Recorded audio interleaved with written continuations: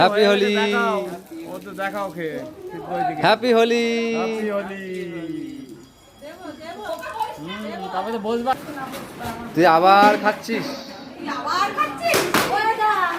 ফেসবুকে যেন কিছু পোস্ট করো না, লাইক করছো।